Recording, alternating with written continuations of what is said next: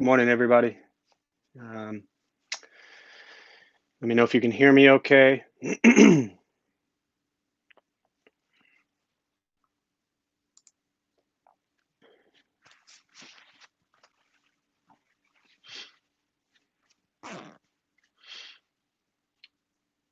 Beautiful. Thank you. Good morning, all. We'll start by joining palms and repeat after me. I take refuge in the Buddha. I take refuge in the Dharma. I take refuge in the Sangha.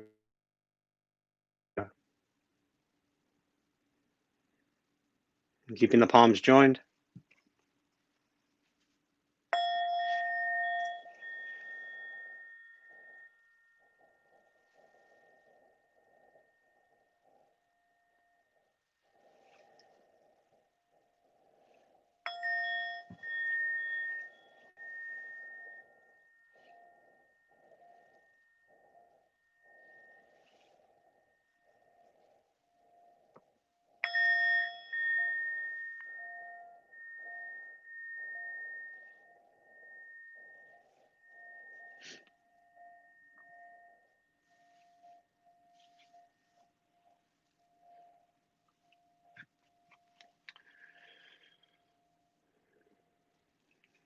So, good morning, everybody. Nice to be with you all. Um, Time to settle in and allows you all to communicate with each other. Um, and ideally reflect on something positive, something happy. Um, but let's start with the question of something positive that you've learned about yourself um, during this pandemic and quarantine period. Um, Something that's been a positive reflection on yourself. If you're new to joining us on YouTube or to YouTube, period, there's a chat box there, and you can type your answer in there. Just a good way to kind of reflect and share with others. Again, the question is something positive about yourself that you've learned during this time of quarantine, of isolation, of reflection, of chance for growth. I'd like to, there's that, Ram Dass wrote the book, Be Here Now. There's a lot of Buddhist teachers, Thich Nhat Hanh, and many really refer to everything in the present moment, to be here now, to be still, to be present. But it's not just a physical presence, it's mental as well, emotional as well. To really learn to just be okay in every situation. And often that means the situations are difficult, they're painful, they're strenuous, they're stressful. They can also be pleasant and joyful. But be here now to me is really learning to be present with each moment as it arises, but not always trying to create this or ever really trying to create this perfect scenario, because you'll spend your entire life trying to create this perfect scenario. But to be able to be steady, and the Buddhist teachings on equanimity really address this, but to be able to be steady in each moment as it arises, regardless of the conflicts or joys. I often use the metaphor in Buddhism, or to relate to Buddhism, the kiddie ride at Disneyland, where it's not the crazy up and down roller coaster ride, but it's the rides that you take a 5-year-old on because it's steady and safe, and not too many highs, not too many lows, just a steady ride, and you're comfortable bringing a child on it. So for me, Buddhist practice has been that. It's been a way to try to steady everything and to learn to be comfortable with things as they are. So Let's see here. Marisa, good morning. I'm much better at solitude than I thought I would be. That's good to find out. Um, Hello, Victoria. I've learned that having less things on my schedule makes me happier. That's something I would never been able to give myself permission to do. Absolutely. The ability to just not pack our schedule filled with a million things is really nice. Hello, Roberto. My unskilled habits can shrink when I give them positive attention. You have unskilled habits? You haven't gotten rid of those by now? Cynthia, good morning, my friend. The anxiety is not my friend. Yes, I know, even though it pounds on my mind's door every morning. Morning meditation has been a lifesaver. Being in this moment, which is the only place I can be, is amazing. Yeah, absolutely. This is it. I mean, we only can be in this place. So uh, try to be positive with it. A lot of Zen teachings, uh, indoor. Um, the thoughts are just this swinging door and they just go in and out and that's it. They don't stop. So just let them come and let them go. Good morning. And learning to reach out to others more. Yeah, that's important too. We tend to, I think, in our daily routines, maybe don't reach out to so many people that we normally would like to. So it's good to keep in touch. Kathleen, sense of community with follow through with my belief that actions, yeah, definitely. Um, Actions speak louder than words. And, I know it's hard to build community when we're locked away in our houses or wherever you are, but it's possible. And, I'm actually grateful to everybody from Dharma Bum Temple who's worked so hard to keep this community going because it's not easy.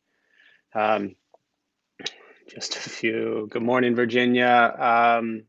So glad you're speaking. I'm glad I'm speaking too. Thank you.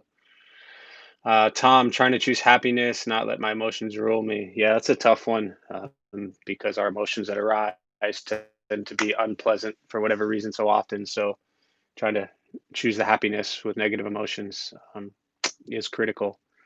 Vanessa, good morning. I tried a lot of different communication platforms.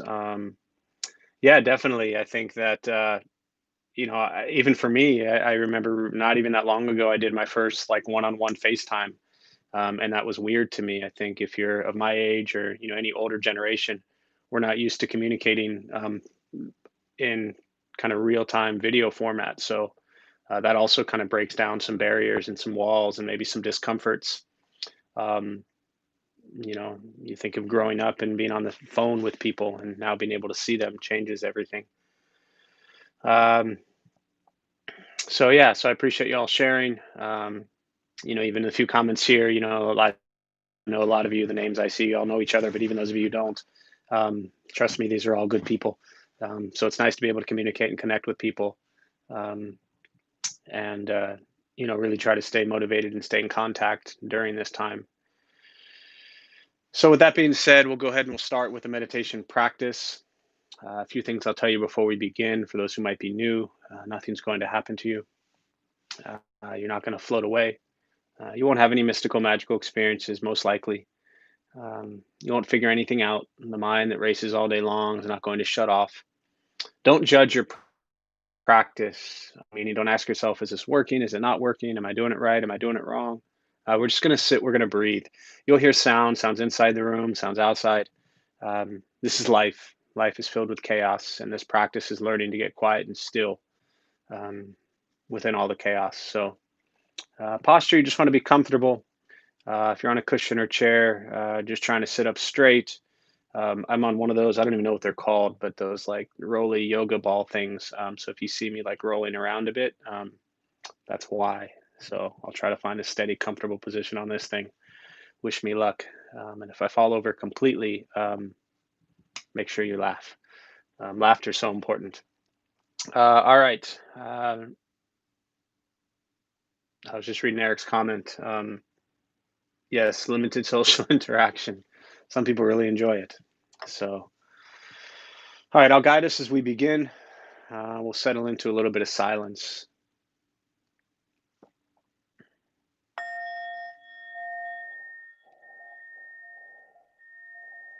I'm just kidding.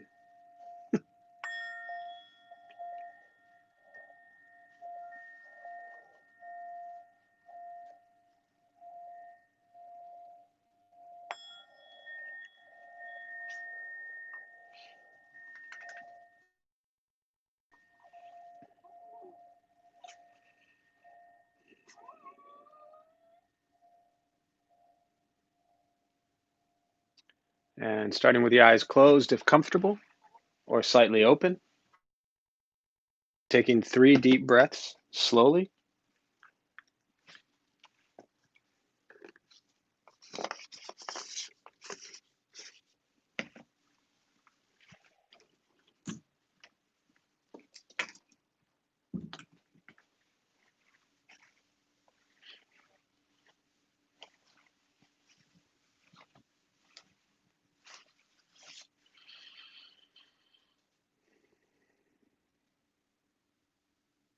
And eventually settle into a natural rhythm of the breath,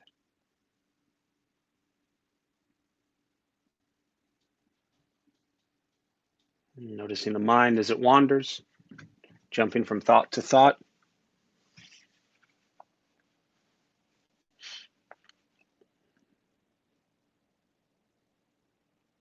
Start with gently guiding the attention, focus to the stomach or chest,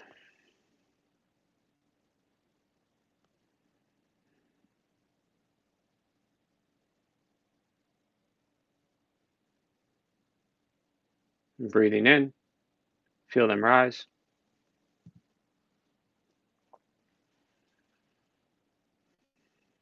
breathing out, they fall.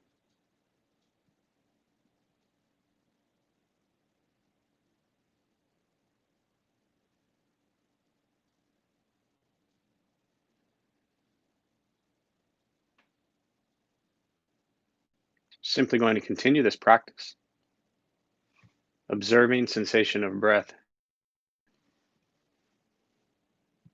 expecting nothing but to sit and breathe.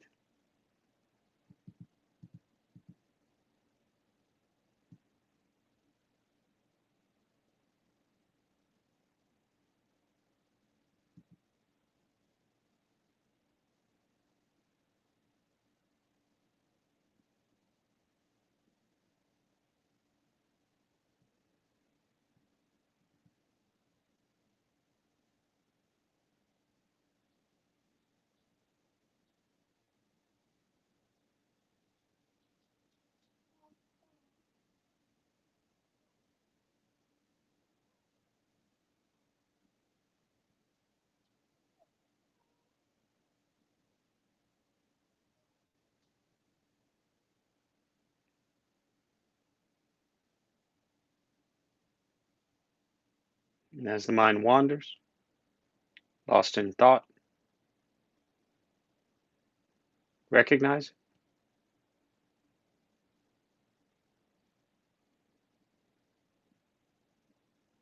it, release that thought, return attention, focus to the breath.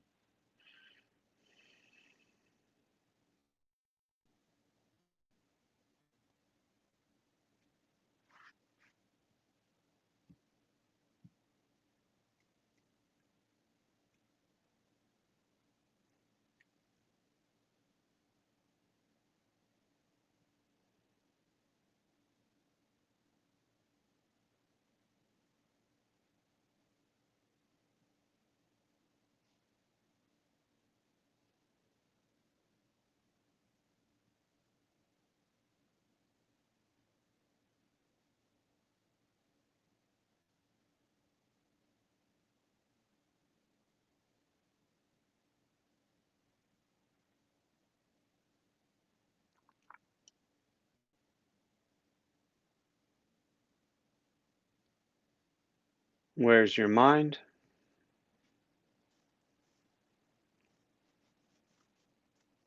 Lost in thought,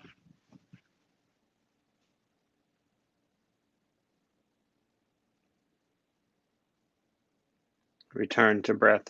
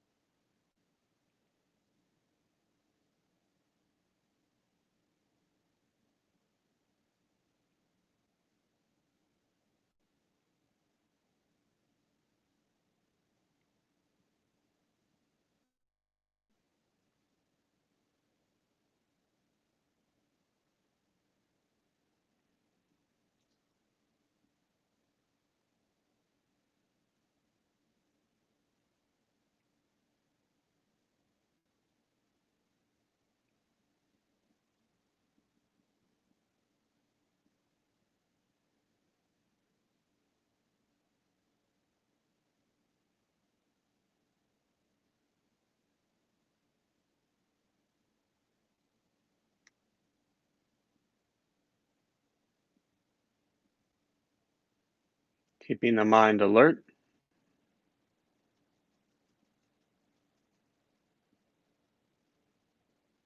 aware of each sound,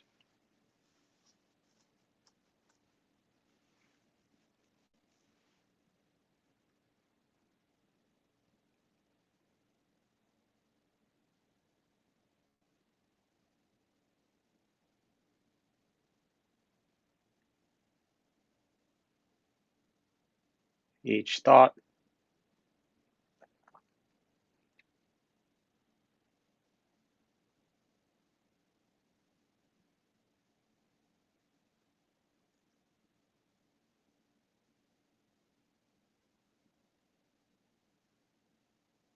each physical sensation.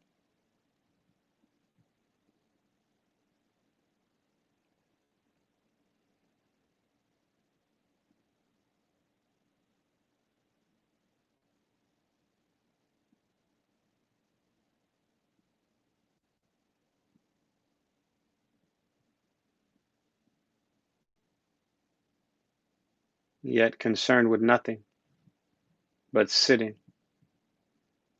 breathing.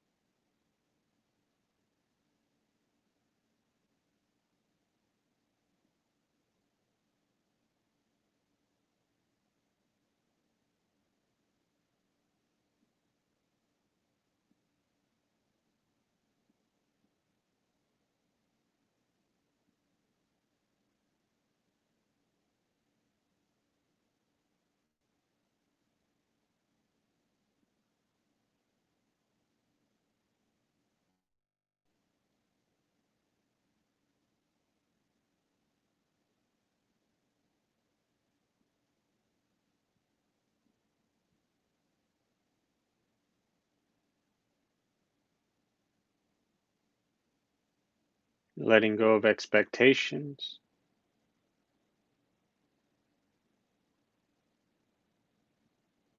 letting go of judgments,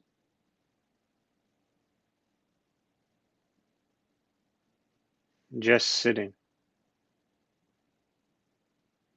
breathing.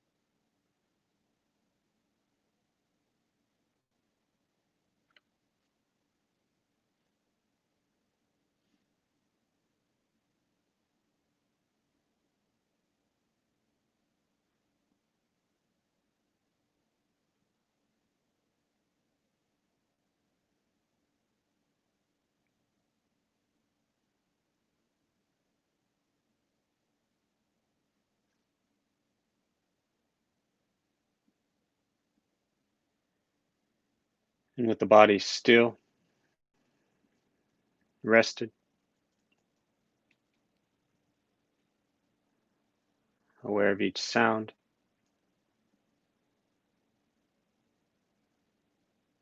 and the mind learning to settle, know what it's like to just sit and breathe,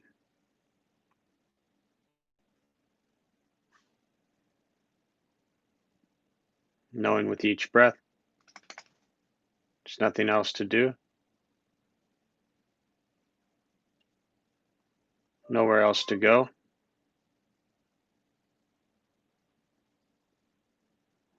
no one else to be.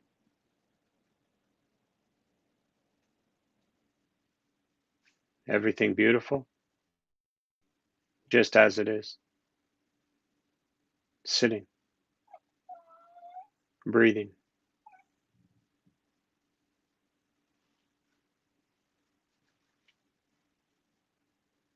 And once again, taking 3 deep breaths slowly.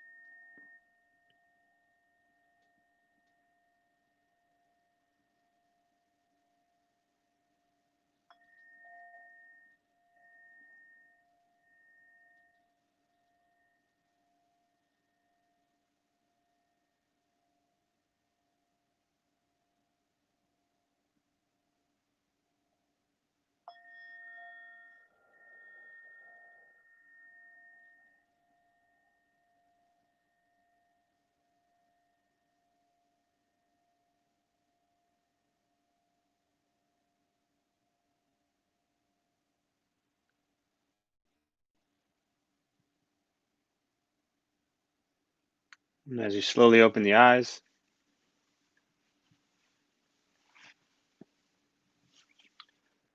slowly beginning to move.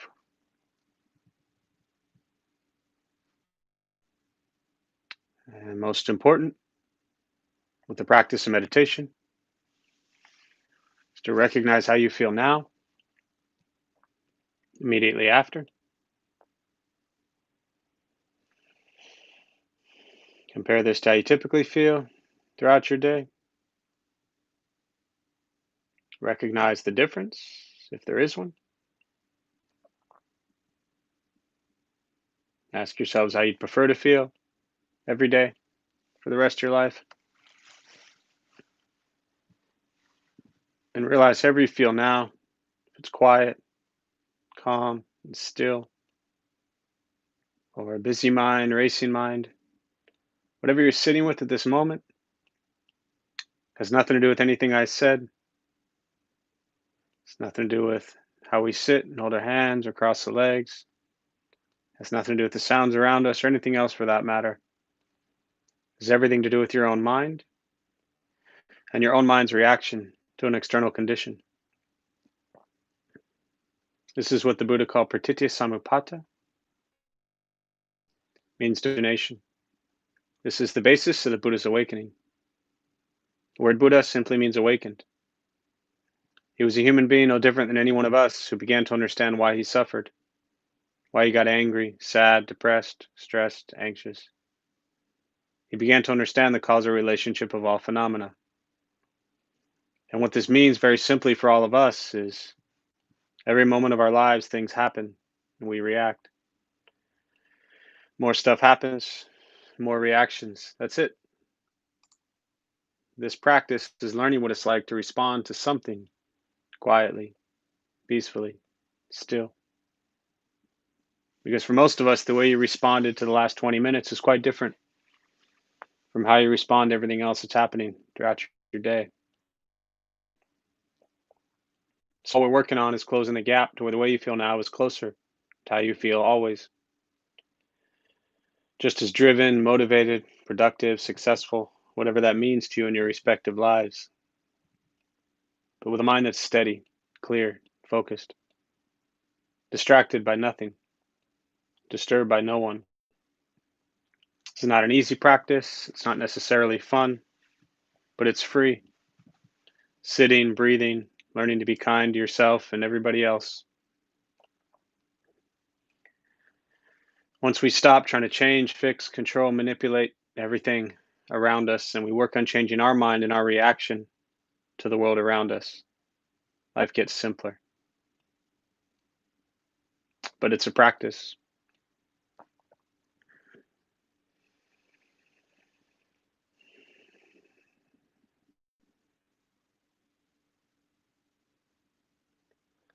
So, with that, I kind of want to just open up to questions. Um, as usual, I really prefer to respond to questions and things that are on your mind around meditation or Buddhist practice, things you're struggling with, things you're challenged with, things that you're questioning. And if you are joining us for the first time, welcome. There's a chat box there, and you can type your question in and I'll respond. So we'll use the rest of the time for that.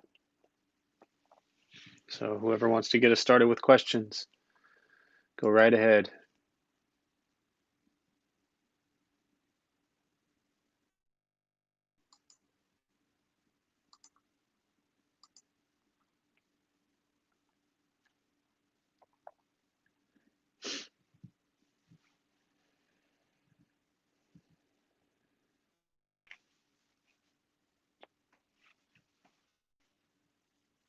I think I lost you there for a second. Are we back? Can you hear me?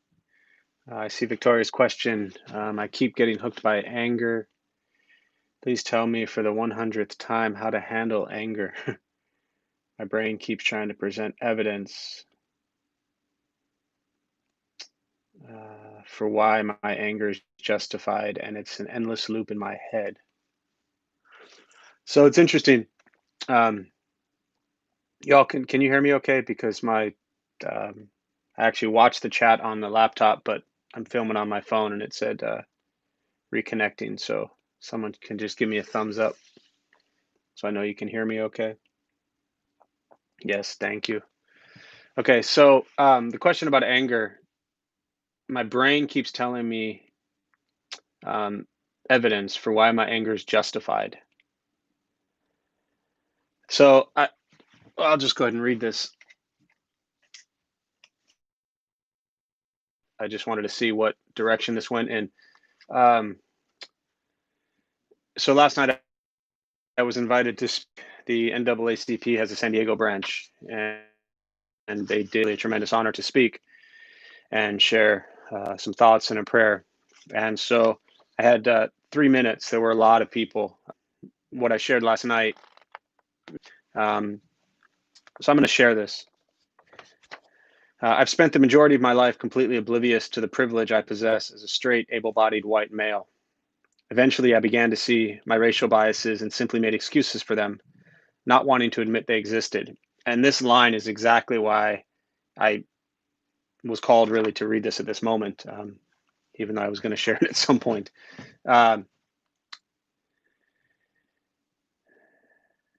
Eventually, I began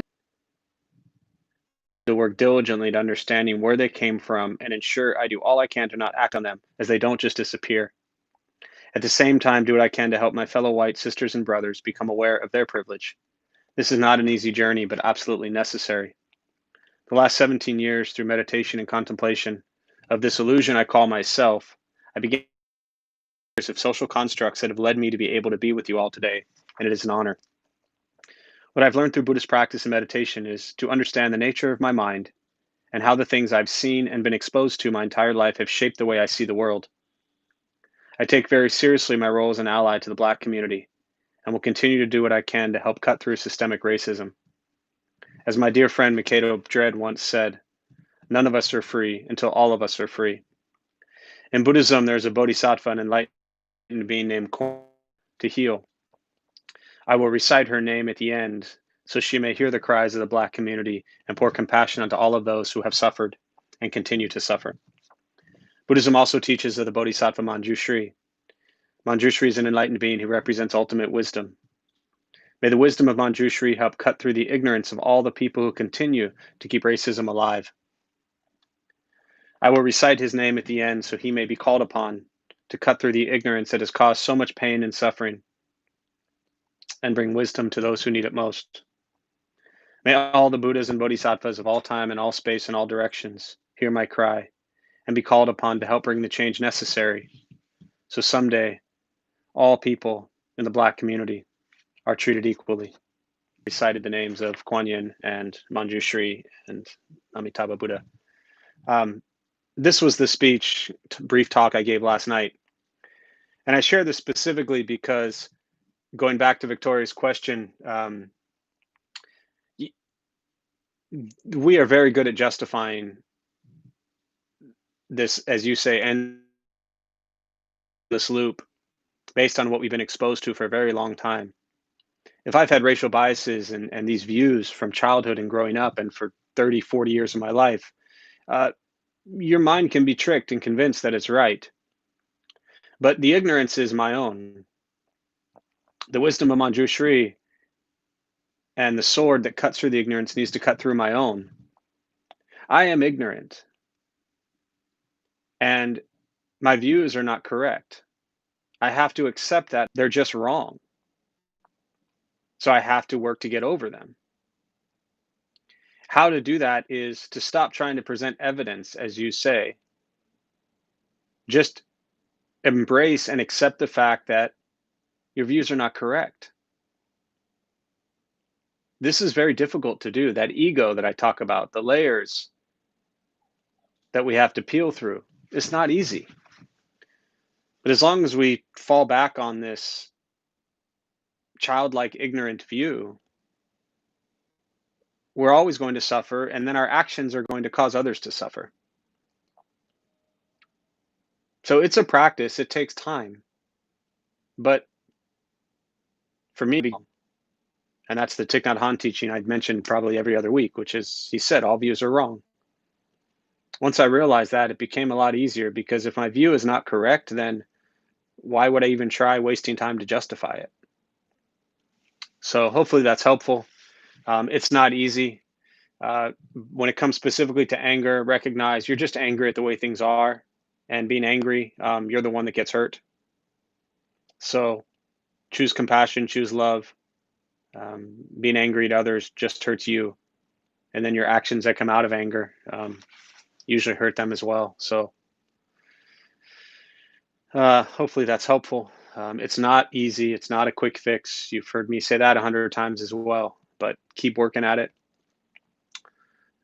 Virginia, as you settle in, some profound emotions arise. How do you deal with that while meditating? Yeah, definitely. I mean, I think as we sit and get quiet and we begin to listen, it's funny. I didn't read the last my last part here, but after I did the 3 deep breaths last night, my closing words were, "It is when we get quiet and listen, we begin to learn. When we listen, we begin to understand." Often, what arises is deep, heavy emotions. And I personally think that the way I've learned to use meditation is not to try to solve them or fix them or do anything with them when they arise, but to recognize the emotions arising no different than any thought or emotion arises, pleasant, unpleasant, or neutral. If it's a heavy, deep emotion, recognize it, come back to the breath. If it's a light, joyful, playful emotion or thought, recognize it, come back to the breath. So to me, I treat all emotions during meditation the same. They're just illusions based on my views. They're not real. They are, as in the Diamond Sutra, dreams, bubbles, and illusions. They're just like this flash, and then they're gone. But when we pour our attention onto them, it's like this fire that just starts burning larger and larger. So see the small fire for what it is and let it pass. And then when you're done with your meditation practice and you kind of reflect back on, wow, these were the heavy emotions that I was sitting with, then begin to explore them a little bit. What is it? Why is it there? Where does it come from? What's behind it? But during meditation, to me, that's the time to recognize that we don't have to act on any emotions. We can just be with them. Hopefully that's helpful, Virginia. Um, and thank you for Jeff for providing a space for understanding. You are welcome.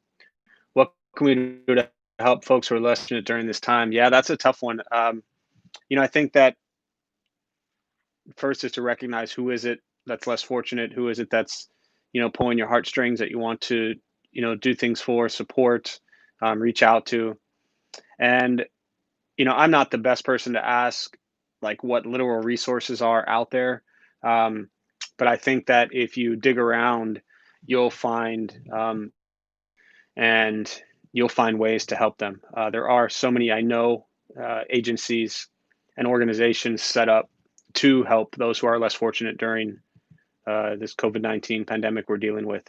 Um, and I think that in cases like this, you use your best judgment as to where and how you can help. But I think the first and most important thing which you have is the intention to help. The intention is there, and I just, as I'm talking to you, Benton, I can picture you, every Thursday coming up with your laptop and on your work break. Actually, not on your break, probably logging in. Hopefully, your boss isn't watching. But I can carrying all the food in that you picked up from grocery outlet, and being of service every week was such an important part of your life, and really gave us that deep feeling of generosity, of dana, of giving. Giving to those who are less fortunate, and being able to help. And when we lose things like that, it's almost like a piece of us is lost. So I think while I'm not giving you a direct answer, as always, I think just continue to explore where and how can you do things to help other people in places that will give you close to that feeling that the Buddha talked about of dana, of generosity being the greatest gift. And the greatest form of dana, the greatest form of generosity, as he taught, is to practice the Dharma. So we might not realize it, but less fortunate or not, next time you're going to argue with someone, next time you're going to have a angry view or a selfish action, um, bring the teachings into practice and try to not act on those views or thoughts. And that also is a really beautiful form of giving someone kindness and compassion. So um, wonderful suggestion, Cynthia. It's something I, for lack of better words, preach constantly. Be aware of what's going on, but maybe not 10 hours a day. Um, but when your mind and heart, as I'm seeing here, sensitive heart, sensitive mind, are so easily pulled, and if you spend 8 hours a day staring at news and media, social media, it's going to be really painful to motivate to go do good. So stay informed, get to know what you need to know, um, but try to get involved in other places and other things. Uh, yes, it's a practice. It's just a practice, Victoria. Just keep reminding yourself of that. Keep asking yourselves the question of what can I do to cut through anger? What can I do to cut through anger? What can I do to cut through anger? Because as long as you're aware of it, you will keep working to cut through it. Homeless. I called police after years of coexistence because situation involved potential harm to myself, obvious substance abuse, mental illness. How do I act with love and kindness?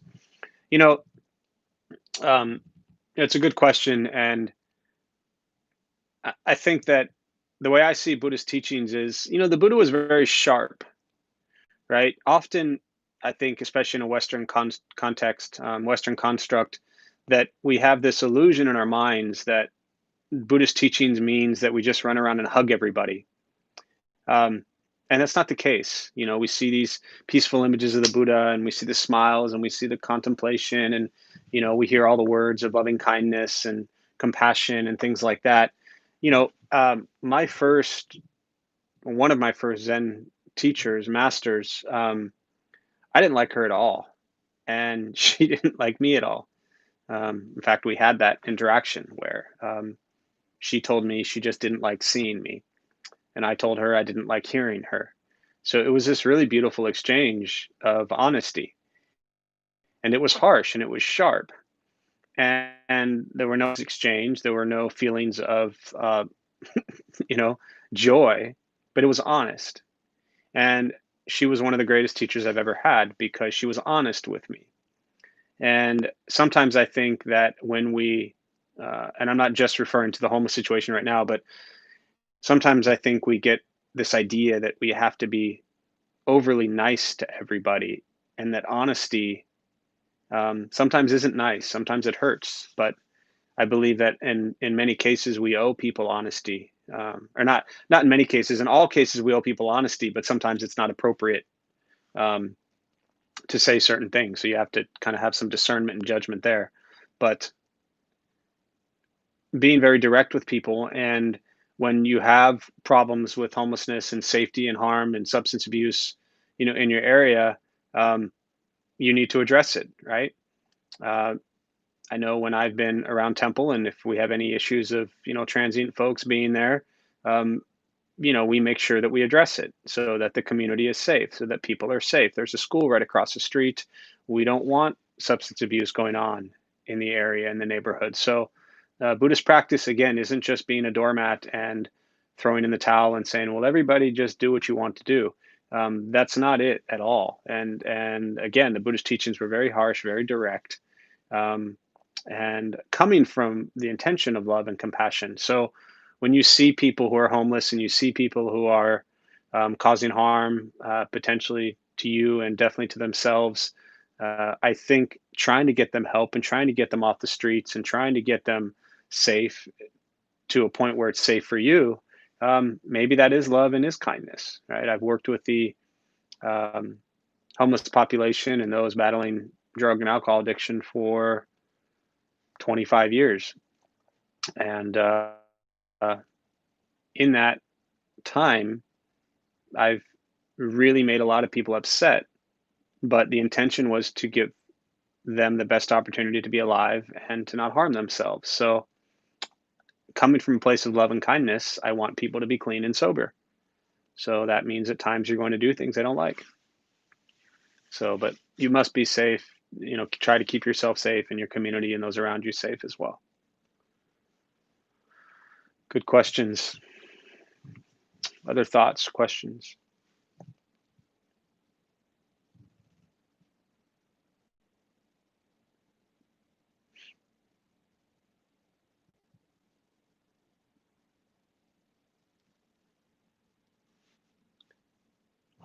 Isn't harsh speech considered unskilled? Well, I think again, we're getting into semantics here around speech, and it depends on what you determine harsh speech.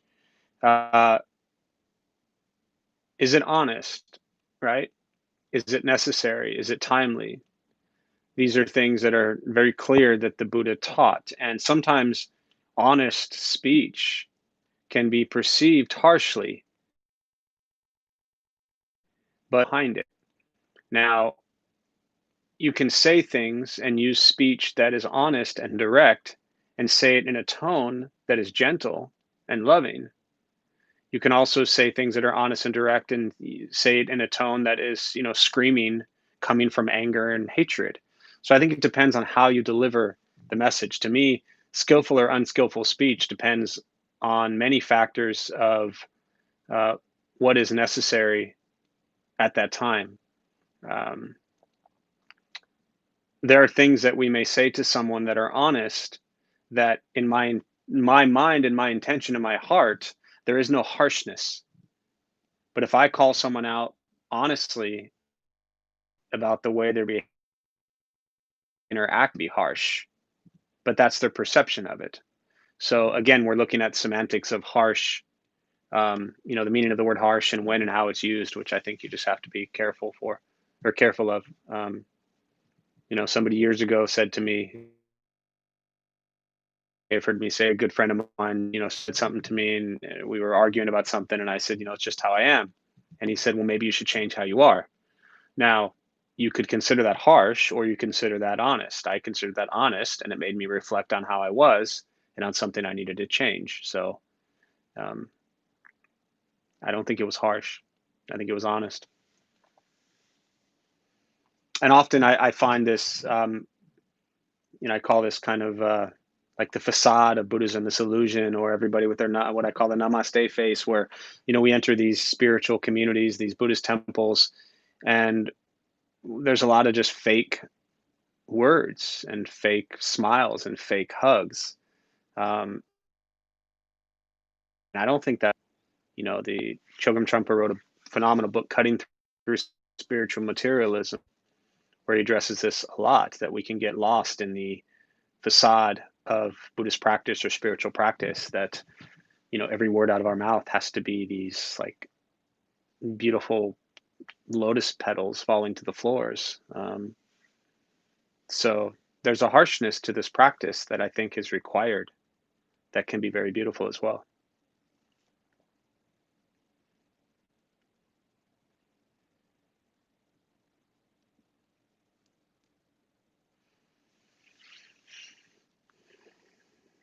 We'll do one more question if anybody has.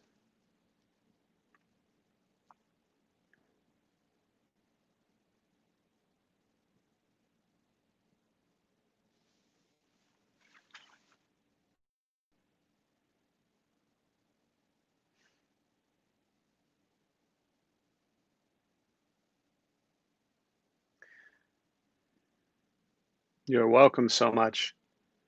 I'll kind of close with this thought. As it resonates in my mind after, again, having the honor to speak last night at the NAACP event, and reflecting on, the words I chose to share, and sharing with them, sharing them with you all now, is that kind of tying this harshness in.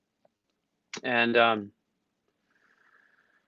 uh, I had to be, again, the sword of Manjushri, the wisdom. You have to take this wisdom sword, and it's pretty harsh to cut through your own ignorance. It's not a gentle process always. I had to look at myself honestly and say, where's my ignorance? Where's my anger? Where's my greed? And at the same time, not hate myself for it, and not uh, be too critical of myself, but to be honest, to honestly say, wow, Jeff, these are the views that you grew up with. Jeff, these are the thoughts that you have. Jeff, these are the words that you've spoken in the past. That's to begin to explore the nature of our minds, which lead to the nature of suffering. So the sword of Manjushri, the wisdom sword, that cuts through ignorance, it can hurt. Um, but what it's really cutting through is that ego, that pride, that sense of self that we built up, that we think is so important. Can we cut through that? And for me, this entire journey with Buddhist practice has been um, a lot harder, because I've had to be honest with myself about these things. Tom, let's see. I see two questions. I think I'm angry with the state of politics. If you'll help us, any suggestions? Yeah, my suggestion is, figure out ways to help and don't be angry.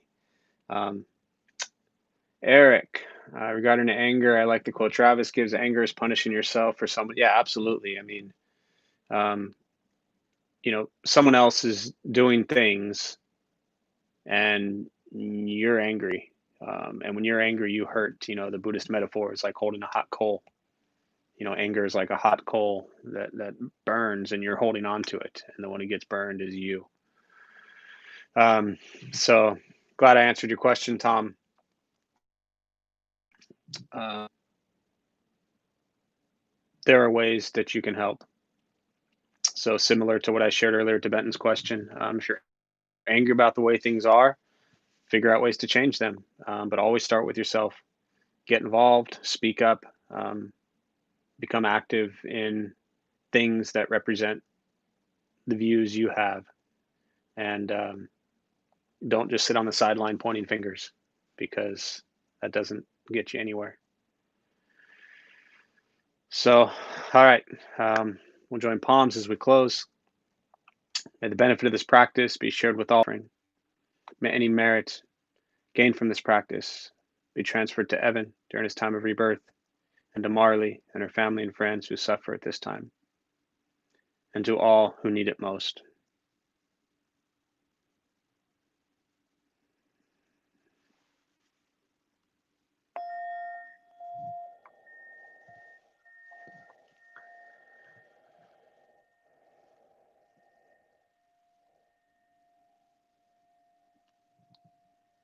So great to see you all. Couple things before you jump off. Thanks for being here. My name is Jeff. I'm a Dharma bum. We opened up the temple 14 years ago to be a bridge to introduce Buddhist practice. Those of us who lead, we're not monks, we're not nuns, we're not gurus, we're not masters, we're not teachers. We're just practitioners. We do our best to take our understanding of Buddhist teachings and put it into terms that hopefully make sense to those who show up. Every night we have different practices going on. Every morning, every other night, we have Zoom and also morning meditation Monday through Friday. Our college group, our teenage group, our recovery sangha. There's always something going on. So even during this pandemic, we've managed to do probably about 90% of our classes are all online. So please get involved. Figure out how to support and strengthen this community because we're here for you. So other than that, if I never see you again, think good thoughts, speak good words, do good deeds. The website, thedharmabums.org, has the schedule. So just click on that. It'll tell you what's going on, when and where. So thank you all. Please be safe. Please wear a mask. Please stay home. Please do all the things that are necessary and important for people to be healthy. I find that to be an incredible Buddhist practice. So thank you.